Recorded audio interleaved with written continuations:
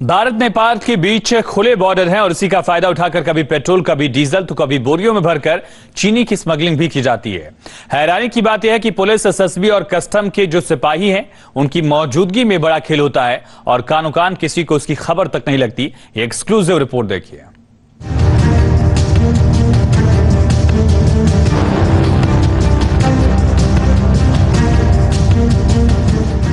गौर से देखिए इन तस्वीरों को। ये किसी फिल्म की शूटिंग नहीं हो रही है, बल्कि ये तस्करी का खेल है जो रोजाना यहाँ पर इसी तरह से खेला जाता है। दिलचस्प बात यह है कि स्मगलिंग करने के लिए किसी बड़े वाहन की जरूरत नहीं पड़ती। साइकिल हो, मोटरसाइकिल हो या कोई भी वाहन हो, सामान लादकर तस्कर आराम से यहाँ से चलते बनते हैं। इस गांव के नो मेंस लैंड तक आपको सड़क दिखेगी, मकान दिखेंगे, गोदाम दिखेंगे, बाजार पूरा है। और जैसे ही आप नो मेंस लैंड पे पहुंचेंगे तो सामने नेपाल का भुजावा गांव है और भारत के लक्ष्मीपुर से नेपाल के भुजावा तक जाने के लिए एक प्रॉपर आपको कच्चा रास्ता मिलेगा, जहां से चाहे 2 पहिया गाड़ियां हो या फिर 4 पहिया गाड़ियां हो, बड़े आराम से वो भारत से नेपाल और नेपाल से भारत में आती है। पुलिस पिकेट की बात करें तो यहाँ पे कोई पुलिसकर्मी आपको नजर नहीं आएगा। अब ये तो आप जानते ही हैं कि पूरे साल में अलग अलग सीजन होते हैं और तस्करी भी उसी हिसाब से की जाती है। ऐसे में चीनी की स्मगलिंग भी बड़े पैमाने पर होती है। यकीन नहीं आता तो ये तस्वीरें देखिए। दरअसल भारत नेपाल सीमा के नो मेंस लैंड से सटा एक छोटा सा गांव है लक्ष्मीपुर खुर्द। इस गांव की आबादी लगभग 5000 है। गांव में छोटा सा बाजार भी है जहां पर 10 से 12 किराने की दुकानें हैं। दुकानें भले ही कम हैं, लेकिन यहाँ पर आने वाली चीनी की मात्रा सुनकर आप चौंक जाएंगे। भारत नेपाल सीमा पर एक गांव ऐसा भी है जहां पर हर रोज जो लोग हैं वो 900 से 1000 कुंतल तक चीनी खा लेते हैं। आपको भी सुनने में बड़ा अजीब लग रहा होगा कि गांव के लोग इतना चीनी कैसे खा सकते हैं। हम बात कर रहे हैं महाराजगंज के उस गांव की जो भारत नेपाल सीमा पे है। उस गांव का नाम लक्ष्मीपुर है और इस गांव में हर रोज 30 से 40 पिकअप जो गाड़ियां हैं चीनी की वो आती हैं।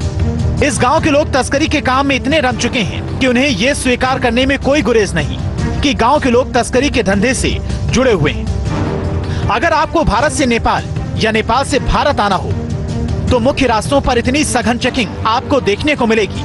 10 से 20 की संख्या में लोग हैं यहाँ पे जो इस काम को करते हैं। हालांकि इनका ये मानना है कि मजबूरी में करते हैं क्योंकि कोई दूसरा रोजगार नहीं। हाँ चाचा, यही वजह है, रोजगार नहीं है इसलिए लोग इस काम को करते हैं यहाँ पे। अरे बाबू, यहाँ तो बहुत रोजगार बा। हाँ, दुकान यहाँ, हाँ, यहाँ धंधा करे वाला तो बहुत बना, 50 आदमी बना। हाँ। आर पार के फैलाए वाला। अच्छा, 50 लोग यहाँ पे काम करते हैं। हाँ। चीनी की तस्करी इसमें सबसे अधिक हो रही है। चीनी ज्यादा निकलता है। अच्छा, क्या फायदा है उसमें, क्यों आखिर इतना उसमें कर? अब बाबू जो धंधा करते है वह जानी। तो गांव के लोग हैं जो करते हैं कि बाहर से लोग आते हैं? बाहर के भी हैं, गांव के भी हैं। अच्छा। अब इस समय भारत से नेपाल चीनी की तस्करी क्यों हो रही है ये भी जान लीजिए। 24 मई 2022 को भारत सरकार ने एक नोटिफिकेशन जारी कर 1 जून से 31 अक्टूबर 2022 तक भारत से नेपाल निर्यात होने वाली चीनी पर रोक लगा दी है। देश में चीनी की भरपूर उपलब्धता होने और चीनी के दाम स्थिर रखने के लिए भारत सरकार ने यह फैसला लिया था, लेकिन सरकार का यह फैसला तस्करों के लिए मुनाफे का सौदा हो गया।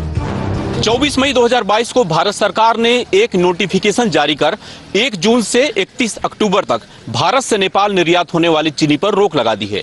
भारत में चीनी की भरपूर उपलब्धता होने और चीनी के दाम स्थिर रखने के लिए भारत सरकार ने यह फैसला लिया, लेकिन सरकार का यह फैसला तस्करों के लिए मुनाफे का सौदा बन गया है। यही कारण है कि नेपाल में चीनी की कमी को पूरा करने के लिए भारत नेपाल सीमा पर बड़े स्तर पर इस समय चीनी की तस्करी हो रही है। तस्करी का यह धंधा पिछले कई दशकों से अगर बिना किसी रोक टोक के चल रहा है तो इसके पीछे बड़ी वजह नीचे से ऊपर तक कमीशन की वो रेवड़ी है जो सब में मुंह मांगे तरीके से बांटी जाती है। इस वजह से कोई भी तस्करी के धंधे पर पूरी तरह से रोक लगाने की जहमत नहीं उठाता।